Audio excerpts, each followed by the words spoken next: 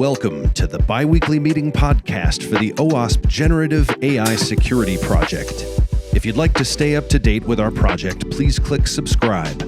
And if you enjoy the content or have any questions, please feel free to comment and share. Now, on to our meeting. It was for me. I was talking about RSA, Scott. Most of the people on the phone weren't there. And I was saying that I saw the two extremes. It was true. I mean, it was huge extremes. Well, AI was talked about everywhere. I mean, it's become, the hype word, which is kind of laughable when you look at how long it's actually been around and, been partisans. But, it goes to show you as humans where we really like anchor words, things that make us understand what's going on. And then, so you had the extremes of the AI apocalypse, and then you had people who were using tools. Now, I will say that the OWASP top 10 for LLM and the Gen AI project, like everything we did was packed. Every event, every discussion, the party, which I had to go to a different event. Yeah, I'll share some of the first on that a little bit. So I've got some of those to share as part of it. And I think for RSA, I would say that, yes, I think there was certainly AI was all over. I spent a lot of time with analysts and press, and we were talking a lot about what AI really meant. So while there was some AI washing, it was kind of not clear. In some cases, we're talking about generative AI. In other cases, people were rewashing their ML and calling it AI.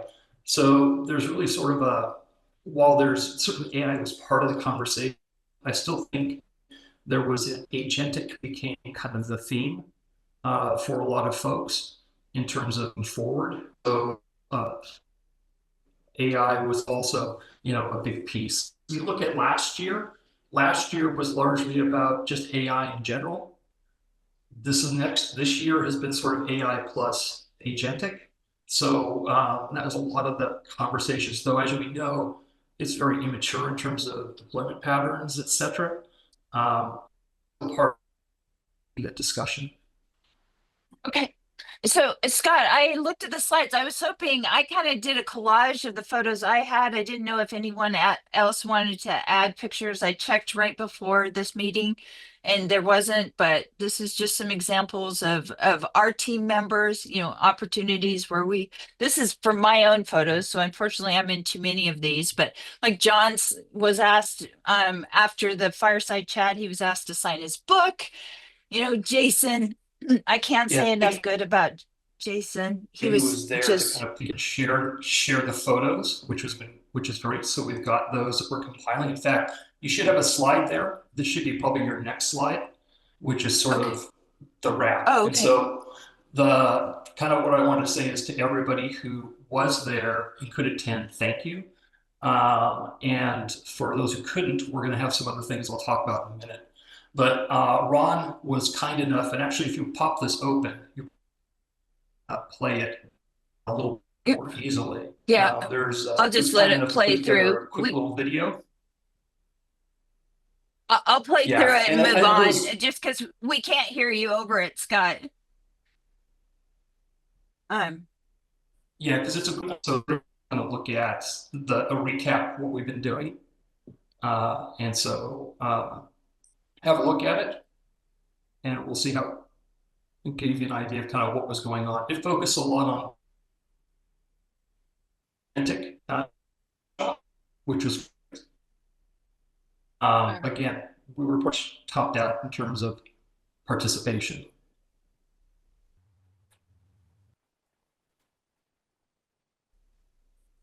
Scott, we have a lot of new people on the call, so I don't know if you want to just give them an overview of what's going on. I'll go through the end of it. Okay, there we go. Sorry, I certainly couldn't hear, but that was a great video. Somebody had a question? I think there are a lot of new people on the call, so I think what was brought up was just kind of letting what we did, and I think an excellent view toward that, and I can talk to those. That worked. Did you want to talk Let me know if my connection. Yeah, it's a little wonky, but that's okay. Yeah, it's not just you, Sandy. It's super choppy for me too. For me, yeah. So I'll try to recap it real quick here. So we had over 1,000 people register to participate in all three of our events altogether. And that is a huge number compared to other folks. In fact, our summit alone, we were the lead registrant according to RSA, with a solid number of attendees. So opportunity summit through a lot of the research materials that we developed. We then had a 3-hour agentic workshop that we held at the Spur, which also was oversubscribed. And then we had our event in the evening. So that was our breadth of activities in RSA. Yep. And again, if you look at the NIST, any NIST documentation, you look at the AI Atlas framework, you look at Palo Alto just released a threat report. They list out the OWASP, top 10. So, I mean, just absolutely everyone is using our resources as a baseline to talk about AI security, generative AI security. So really hands off to everyone on the team on contributing to the project and really making this a useful resource. Yeah, people are literally building it into the report. So Okay. And so is there any action items? Okay. So what's next? The next thing is we're working to bring all of everything that we had and did at RSA on demand. So the recording, the summit that we created, Aubrey had recorded. We're gonna package that and make that available on YouTube. Have the agentic session recordings. We've broken those up into individual sessions, and those will be made available. We did do a live stream. The live stream audio is a little rough. So the original material we have has audio, and so that will be updated and available. Presentation will be available online. So those presentations that everybody has will be as PDF. Over time, we're next week. So we can I'll put out a blog on this once we have it all together. We'll announce the on-demand availability of the workshop and the summit sometime next week. Okay, perfect. And anything you need from the rest of the team on this, Scott? I think Aubrey is the one who's working hard on cutting up the summit sessions into pieces. And so once we have that, we'll be able to get that. Okay. The team is working on putting up the updated website, so they'll be posting that for us and getting that up and running. Okay, perfect. And huge thank you, Aubrey. He's always behind the camera, as you can see. Unfortunately, doesn't always make it into as many videos and pictures as he should because he's the guy with the lens. But I mean, at every event, he was in there early. He was setting up the recording devices. He was setting up all of the displays and making sure that laptops were connected the right way. I mean, just huge thank you to Aubrey King. He did such a fantastic job making sure that it went smoothly. Yep. So project roadmap. Yep. So it's project roadmap time for all leads. Come back to project lead, so in a couple of these, but we need to see about getting an updated roadmap. I'd like to get it by the end of Friday, if possible. Should just be easy to kind of go through each of your areas. There's the link there. Give me each of the current updated deliverables so that we have an update that we can publish, because I want to publish the updated roadmap next week as well. So we'll put out on the updated on the on-demand, and then the other piece that's we're waiting for that the Agentic team is working on. We're hoping to is the next week we'll get the next document from the Agentic team. Hopefully probably about mid or late next week. So that's currently what we have on the road. So if people can do their updates, that would be great.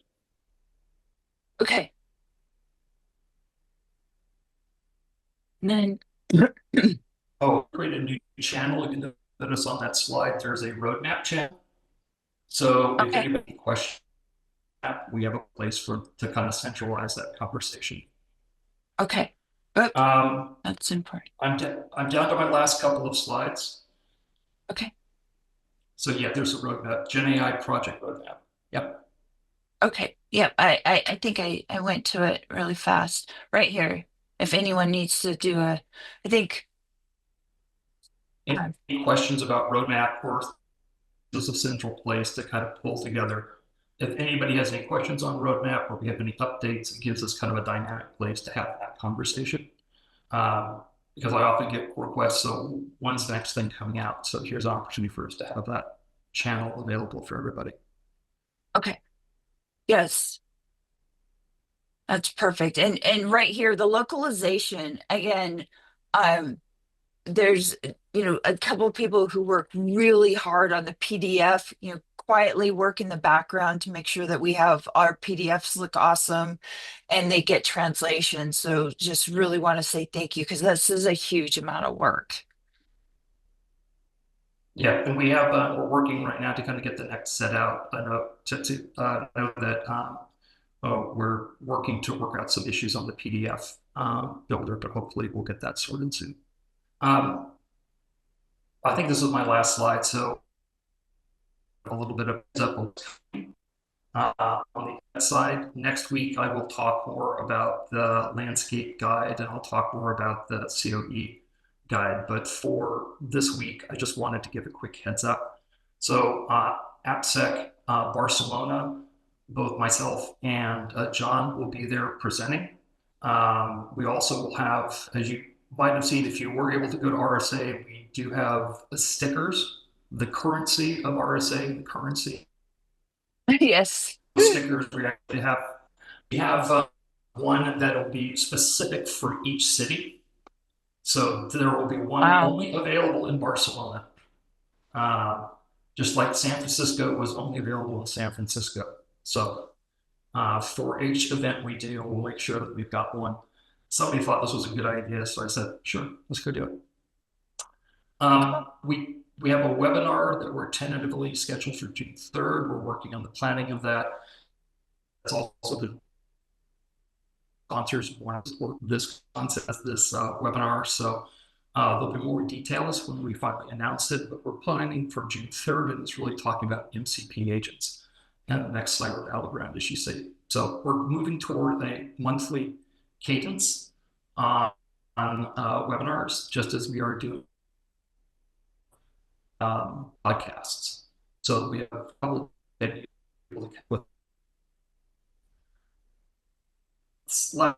we are working at putting together a Agentic hackathon at DEF CON. So Ali has kindly raised her hand, and we're coordinating with the OWASP Foundation, who has a section there. And so we'll be conducting another Agentic hackathon there. If you weren't able to attend RSA or attend the live stream, Ali handed out the Hall of Fame awards for the Agentic winners for New York. That was conducted back a month or so ago. So we'll again have awards for the Agentic Hall of Fame here as well for Las Vegas. So for those who are going to be there at DEF CON, this could be a great opportunity to get your hands on and have some fun. We don't have plans right now yet for Black Hat, though we're working on that. There's been some asks, a bit of a relationship we have to work on with the Inform who runs Black Hat. So that's in process right now. Hopefully we can get that sorted. And then there's more stuff to come. And I'll be able to share some more of that probably in the next 2 weeks, our next meeting.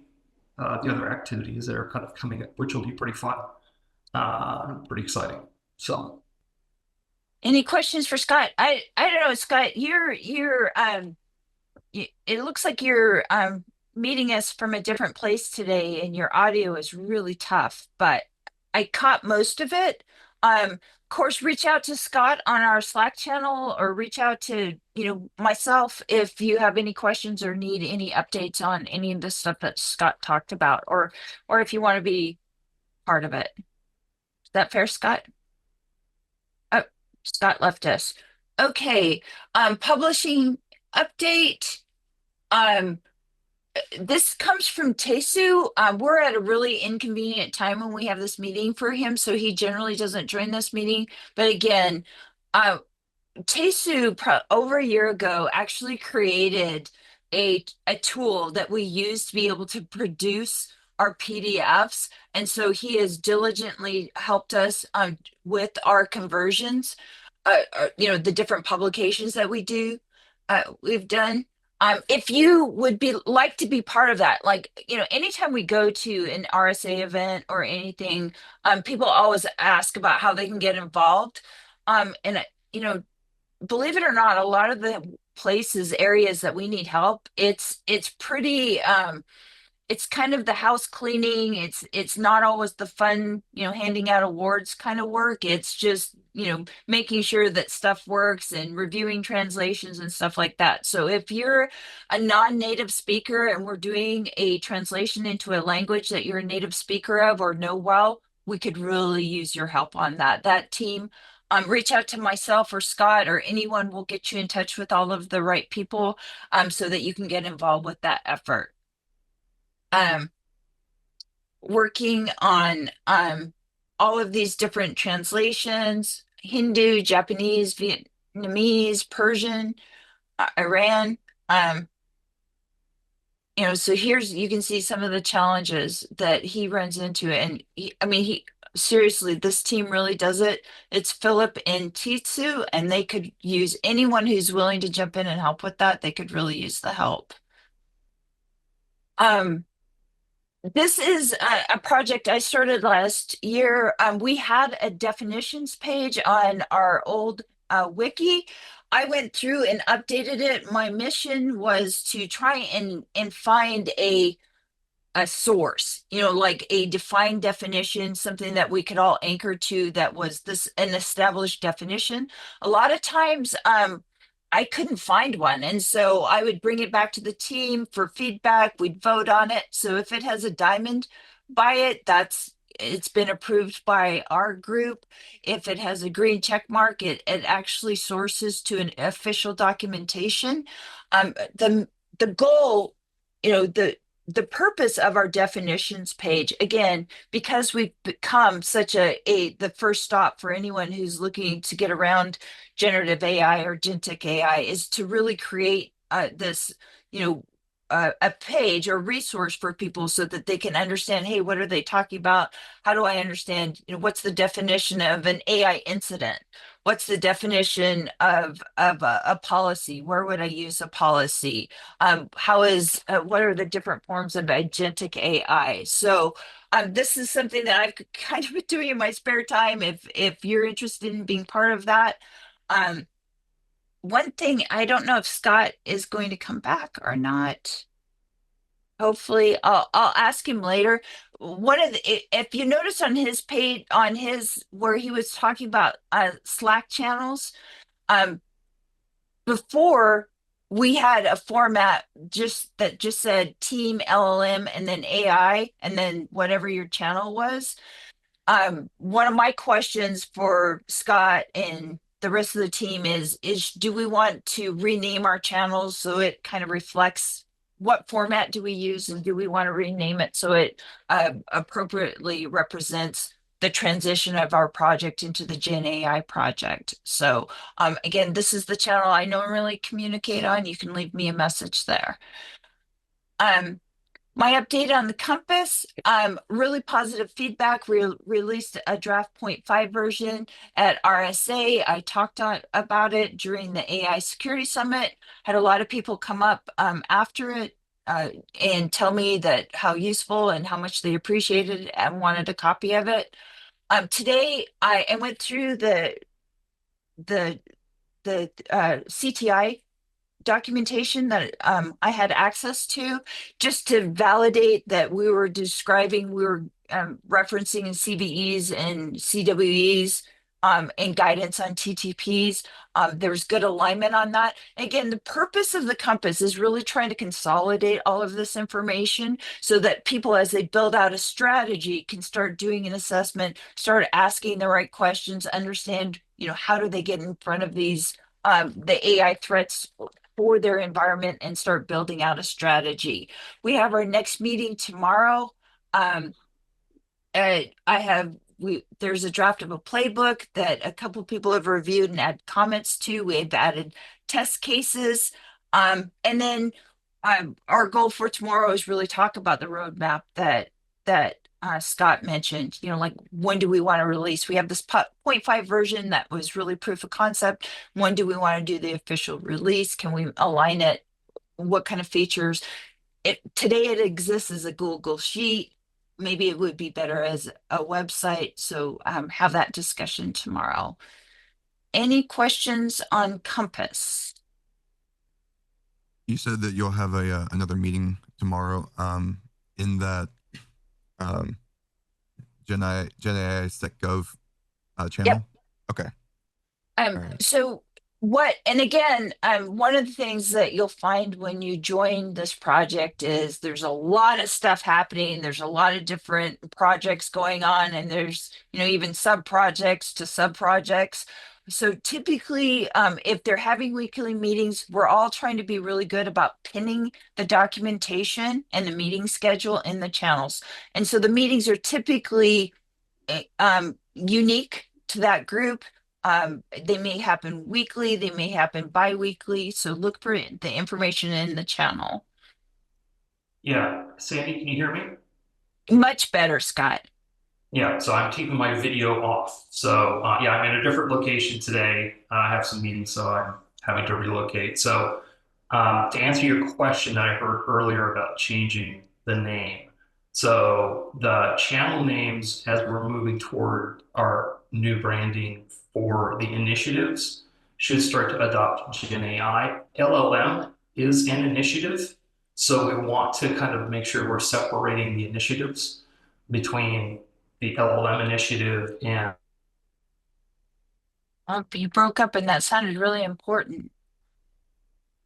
Okay, so what I heard from that is there is just for usability, we are looking at renaming all of our channels. I will follow up with Scott and we'll make sure and get that out to everyone who owns this, who is a team leader or who has a Slack channel, so that they can adopt the new standards. So again, we're just trying to make it easy for people to understand what aligns with our project and where they can jump in and get more information. Is there it? That was it. Okay, Rachel, did you want to, anybody on the phone want to give a update on their specific project? I was going to say, Sandy, could you reload? I was able to add a slide for the AI CTI. Okay. I apologize. No problem. Let me refresh, reload. And it should just be after your Compass slide. Okay, right there. Okay. Can everyone still see that? Okay. Yeah. Yeah. So I was going to say, Rachel, I can go first. So you can handle maybe the exploit generation. Sure. So really quickly, AI incident response guide. So we're still checking along on that. We lost a little bit of inertia on it. And so it's going to be a little bit delayed. So I guess Scott isn't on here, but I think, kind of realistically, we're going to aim for June, at worst July. But we have, kind of, I think probably half of it, I think, written so far. I haven't been able to check in with everyone who's been working on it. But I think to be fair, it is actually an extremely large and complicated document covering many kind of deployment models, et cetera. So we're still checking on that. And then hopefully we'll be able to get that out for review in the next few weeks. And then exploit generation initiative has just recently kicked off. So Rachel, if you want to handle that. Yeah, so we been putting a call out for volunteers. Lots of folks expressed a lot of interest when we were doing sort of phase 1 feasibility and scoping. And so we've got a good group of volunteers. We did a little bit of introductions and a little bit of catch up. And then next meeting, we're going to do a little bit more around hammering down the scope. We did have some folks that probably weren't able to attend that one because of, just everything that was going on. So it's not for those of you who already contacted me and you've got the invite on your calendar. It's not, go ahead and show up to the next meeting. It's not like you're going to be so far behind you can't jump in. So we're pretty excited about it. We're kind of taking a step back and looking at sort of where we left off and what makes sense moving forward. And hopefully we'll start to sort of section out the pieces of work and get folks assigned to it very soon. So it's going really well. But kind of expecting momentum will pick up after the next one.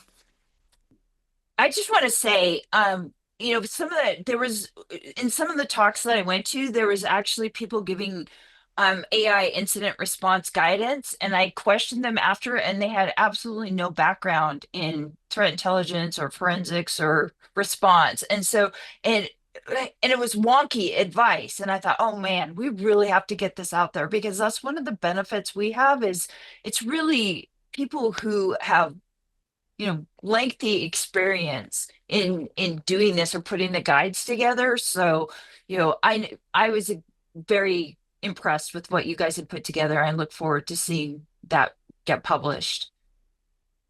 Yeah, kind of piggybacking off of what you said there. I've seen so many. I have not seen more charlatans than in this niche, like ever.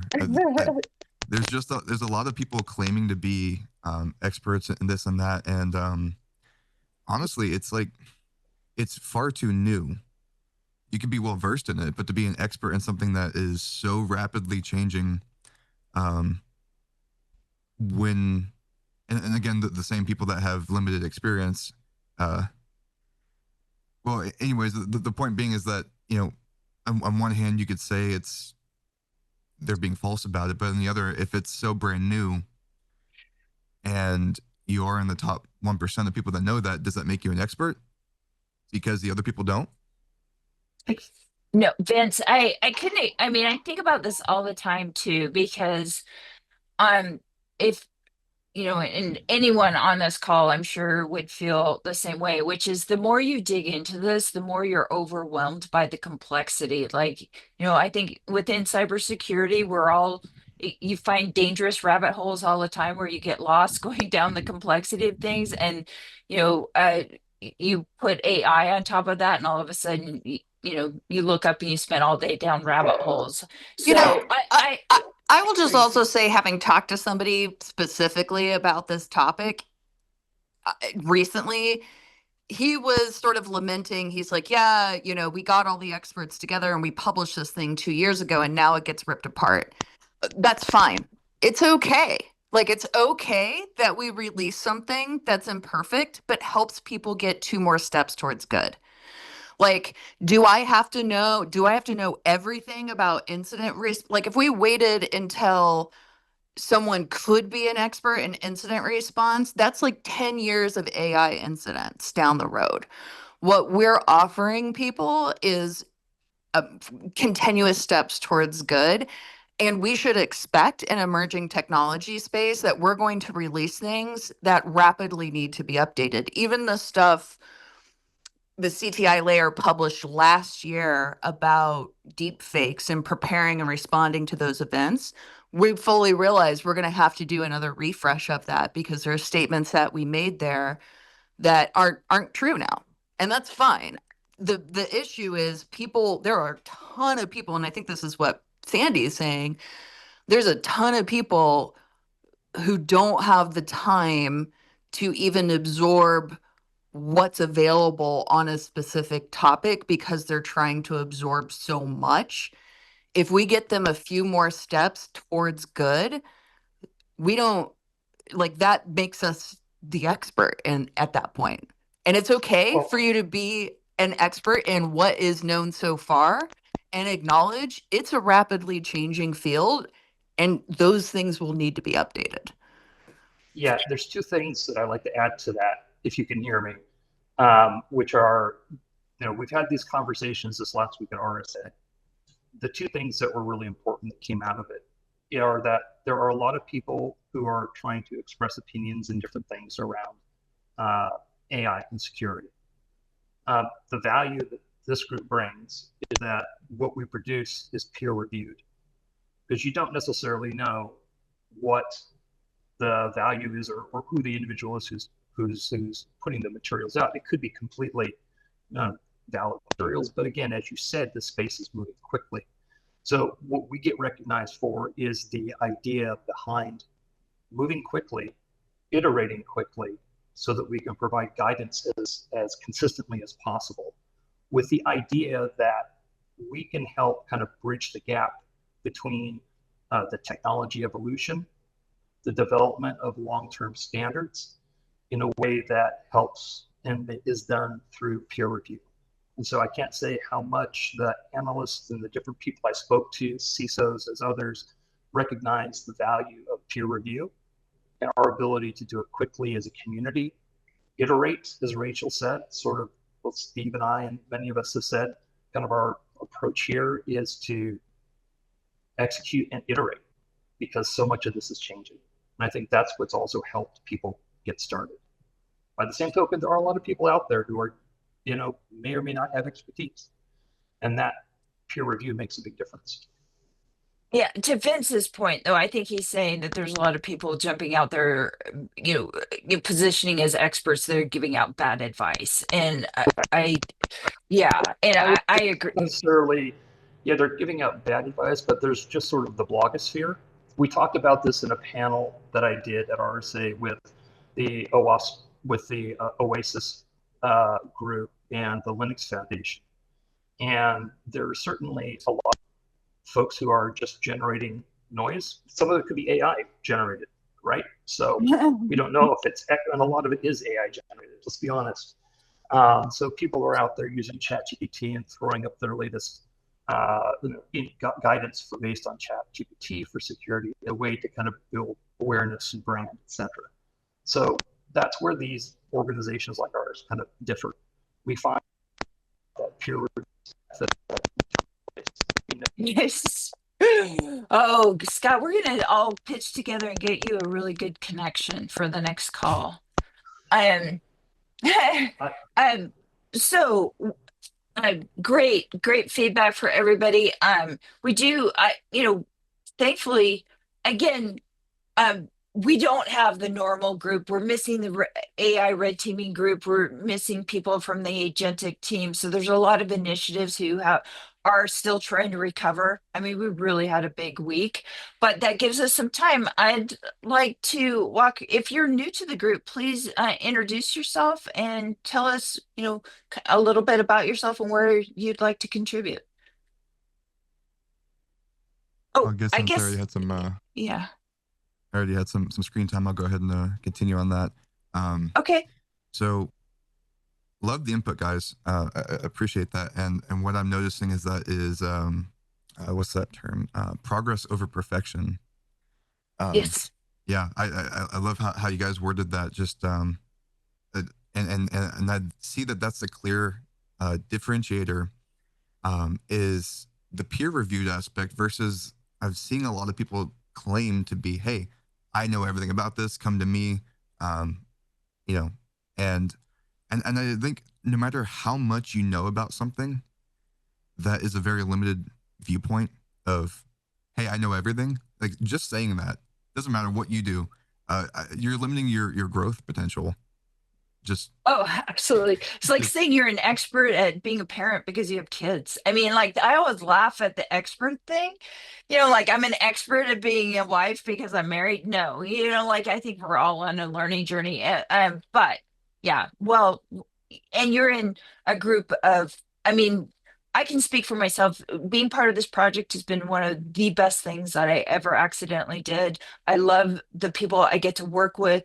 You know, Jason Ross, I cannot say enough good things about him. Krishna, who hasn't joined us today, Rachel, all of my friends. I mean, this is my friends that are part of this OWASP group. So, they're kind. They're always thinking about, quick to give credit to somebody else, lift up somebody else on the team. So, I encourage everyone to jump in. Now, I will say that one of the things that we actually have, Scott created a how to contribute page, which is one of the challenges sometimes people have is we all volunteer, we all do this in our spare time. It's a little bit crazy, so you really have to jump in and say, hey, I'll do that. Somebody isn't going to assign you a task necessarily, but if you have an idea or you want to do something, just jump in and start contributing. We always need the help. that's great to hear. That's great to hear. Um, if it's all right, I'd like to take you up on that offer to introduce, because this is my first time in here, and yeah. So my name's Vince. I've been working in IT and security for about 5 years, and I gotta say I haven't considered myself an expert in any one thing. I think a lot of that reason has to do with I don't want to limit my growth, but I just kind of I've always worn multiple hats, and then earlier this year I made a post in a social media forum, and then it got a lot of traction that made me realize just how much about using the AI products that are out there. And from that point on, any room I walk into, pretty soon people keep calling me an expert, and that always bugged me. Like I just use Yeah, this I don't stuff. like it either. I have someone tries it. Yep, I totally align with that. Yep, I Yeah, don't like yeah. that. I just use this stuff. I didn't know how it worked at a low level. I I I I, I just That's great. So I where didn't could you see use it enough. yourself? So where do you see yourself contributing like the most, like threat intelligence, like the red teaming, translation, like and that's if you need some time to think about it, just let us know. Yeah, We'd love. I'm figuring it out because a couple months ago is when I decided to, like, all right, let me just I realized I know more about this than I originally thought, so I just went all into it. And I've just been learning just where exactly how to secure not the safety aspect, but the actual physical security um, of LLMs, kind of the LLM AppSec. I don't know what else to call it, but that's So where I'm trying to maybe focus. Okay, so maybe the project that Rachel talked about, where they're doing the exploits, that might be a place that you'd be really open to contributing to. Sounds So good. reach out It to sounded, from Rachel. what she described, it sounded like it sounded very interesting. So thanks for reaffirming that. Okay. Fabian, I'm not sure if this is your first time or not, or if you've been in the channel. I've been around and I've been helping in some of the translations and other parts, but Oh, good. I have been out for a couple of weeks, so I'm just rejoining to the call. But I've been Great. enjoying that. What you were talking about the expertise.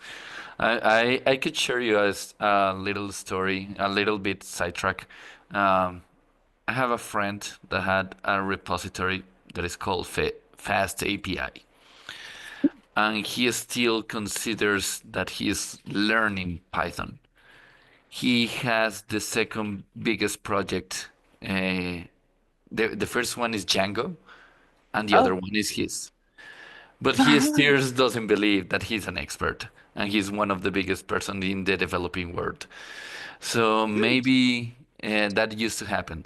that even when you know a lot, you start knowing how much you want to You know don't. on different Yeah. aspects and how much do you want to deep dive. But when you see the surface, then you say like, oh, I'm an expert. But when you're deep down, you know that you're not. No, So no. that's the way to start on everything. So it's like that eager to improve is that make you a really expert, and you still believe in that you are not. Many doctorates, that's what they give you. That Yeah. even when you are the most knowing of something, you still have a lot to learn. So don't worry about I that.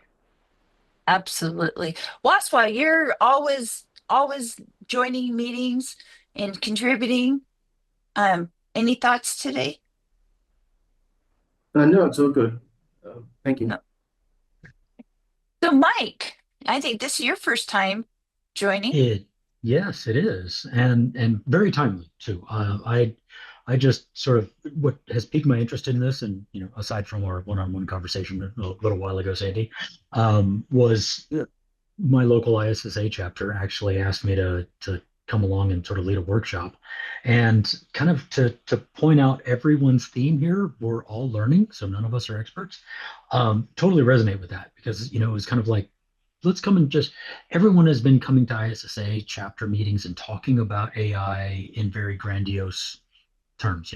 I am the expert. I can do all this stuff.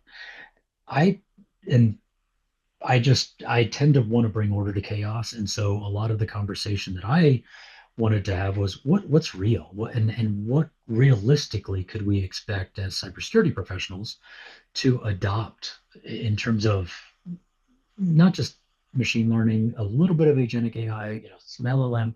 What is the realistic application of the broad umbrella term AI that we could apply to cybersecurity practices and protecting an organization? Yeah. So Yep. not so much Mouthful. focused. It is right. Well, and so a lot of my research and everything made me realize, I think while we can probably talk about securing meaningfully LLMs and so forth, a lot of it is secure your usage of it, and understand that. And so this was just a couple of weeks ago. We had we have a Saturday workshop that we do, and the conversation was rich only because, we're prompting people to pull out their experiences and really think more realistically about where AI has a place in the various cybersecurity practices. And certainly, Absolutely.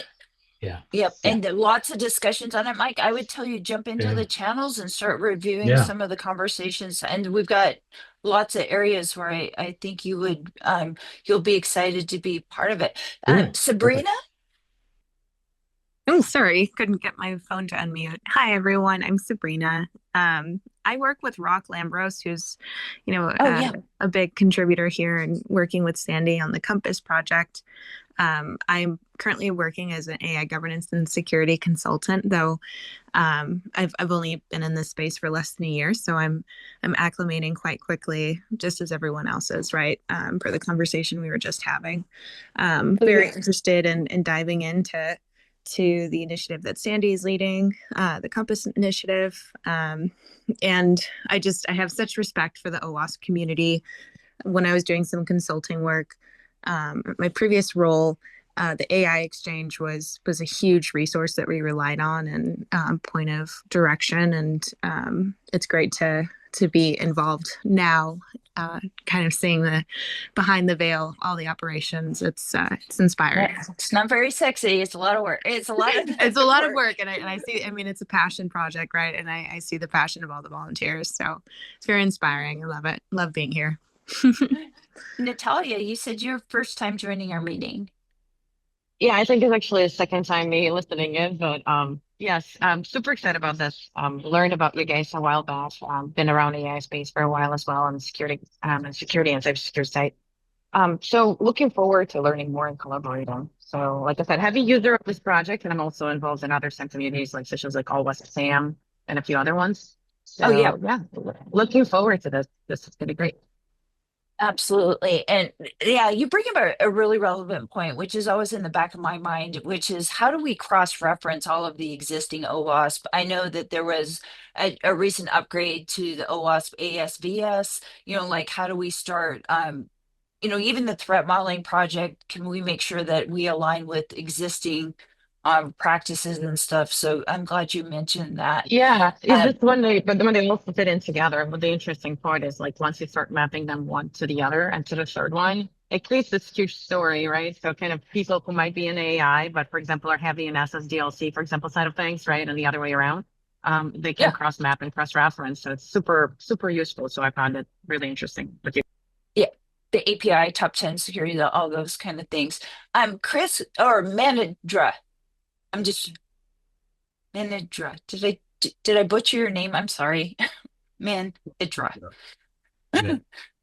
Not my first time. I joined a couple of sessions previously. So yeah, I don't have much to say. Okay, Chris. Okay, great. Chris Gorley. Yeah, I've been on here a couple of times, but one comment that I wanted to make around LLM security, a lot of what we're seeing uh, in securing LLMs comes down to more traditional security as well. So Absolutely. 80% of the problems that we're seeing with AI that's being deployed is we just skipped looking at traditional security. It focused too much Yeah. on the LLM, Access. and a Yeah. lot of access control, authorization, and that sort of stuff just completely bypassed. Data classification. Yep. It's the, the block and tackling. Actually when I have a slide where I talk about that too, which is where I kind of say, a lot of this is just the making sure we do the things that we should be doing. And then I reference kind of where AI, the generative AI is different. So people can kind of, understand that there's two pieces to it. So great comment, Chris. Is there any specific project, that you're interested because of your background and stuff that you'd like to be part of? Uh, I've been part of the red team Oh, good. group. Good. Uh, I head up a lot of the red teaming on our AI products, and helping out with that's where I've been focused mainly. Okay, I know since Jason, there was a leadership transition. I know Jason has a lot of vision around, sub projects within that. So use cases, different things where we can actually put some metrics and something, really useful resources into people's hands. So great, awesome. And Chris, JMO, I want to oh, go ahead. kind of add my thoughts on that. I'm glad you mentioned that, Chris. Um, I wrote a blog post about this, just kind of myself and another guy. Just we're exploring this space. We're trying to figure stuff out. And the more that I learned about LLM AppSec, the more that it just looks like an extension of existing responsibilities. Once you understand how LLMs work, you just, a lot of the methodologies, the security processes, the way that you secure them is almost exactly the same. And so you said 80%. I want to talk to you afterwards, and if you have a sec, to see what that other 20% is. I'm curious about that. But yeah, thank you. Yeah, at least 15% of that remaining is prompt injection. Yep. Okay. Totally. Yeah, and then there's privacy just a safety. few things that fall out as, a newer AI type issue that's come up. But yeah, traditional type security risks and prompt injection seem to be the majority of what we're seeing. GMO. Yeah, hi. Yeah, I'll just follow up with that conversation. Yeah, I think we're seeing the marrying of AppSec and LLM, developing applications off LLMs. At least that's what I'm seeing that in my, the company I work with right now. And yeah, Jason Morton, friends call me JMO. That's why you see that in my profile. But yeah, I've been part of the OWASP AppSec community for a long time around Denver and Boulder areas. Since the inception in Denver anyway, when OWASP started in Colorado. And yeah, I've been getting up to speed and learning AI, and Sandy, I follow you on LinkedIn and see all the great posts you do, and